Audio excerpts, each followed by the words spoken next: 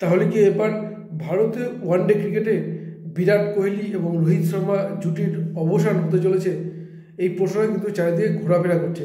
তখন জল্পনা চলছিল বেশ কিছুদিন থেকেই, এবং ইতিমধ্যে যেটা দেখা যায় রোহিত শর্মা এবং বিরাট কোহলি তারা কিন্তু ফিটনেসের যথেষ্ট ভালো অবস্থায় রয়েছেন। তা সত্ত্বেও অস্ট্রেলিয়া সফরের জন্য যে ওয়ানডে দল ঘোষণা করা হলো, সেই দলে কিন্তু আর অধিনায়ক রাখা হয়নি রোহিত শর্মাকে। এবং তারা দলে থাকলেও সেই প্রশ্নই উঠে আসছে যে তাহলে কি দল কি অন্য কিছু নতুন কিছু ভাবতে চলছে? কেন বলছে কথা?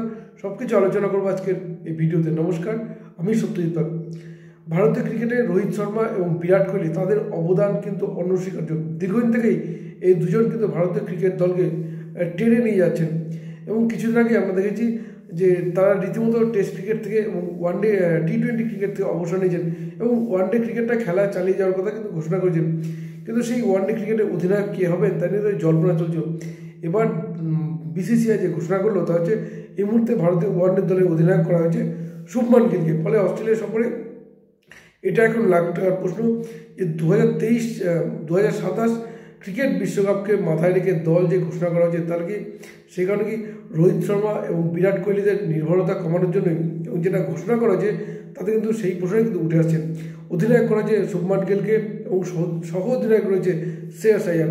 এছাড়াও রয়েছে রোহিত শর্মা, বিরাট কোহলি, অক্ষর প্যাটেল, KL রাহুল, নিশীথ কুমার রেড্ডি, ওয়াশিংটন সুন্দর, কুলদীপ যাদব, হর্ষিত রানা, মোহাম্মদ সিরাজ, অর্শদীপ সিং, প্রসিদ্ধ কৃষ্ণ, ধ্রুব জুরেল এবং যশস্বী জয়সওয়াল। ফলে প্রশ্ন উঠছে এটাই যে তাহলে ওয়ানডে ক্রিকেট থেকেও কি এবার যে কোনো সময় বাদ পড়তে পারেন, বা সামনে যে অস্ট্রেলিয়া সফর রয়েছে সেই অস্ট্রেলিয়া সফরে যদি খারাপ ফর্ম থাকে তাহলে কিন্তু প্রশ্ন থেকে যাবে। কারণ অধিনায়ক থাকলে একটা দলের পর একটা ব্যাপক নির্ভরতা থাকে, যেহেতু অধিনায়ক থেকে সরিয়ে দেওয়া হয়েছে ফলে প্রশ্ন উঠছে। যদিও নির্বাচন কমিটির প্রধান অজিত আগারকার তিনি কিন্তু বলেছেন যে বিরাট কোহলি বা রোহিত শর্মাদের বাদ দেওয়ার কোনো বিষয় নয়।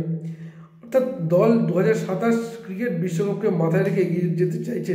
আর সেই কারণেই তরুণ মুখ শুভমান গিল, যিনি কিছুদিন আগে ইংল্যান্ড সফরে টেস্ট দলকে নেতৃত্ব দিয়ে যথেষ্ট নজর কেড়েছেন, ফলে তার উপরে ভরসা রাখছে দল।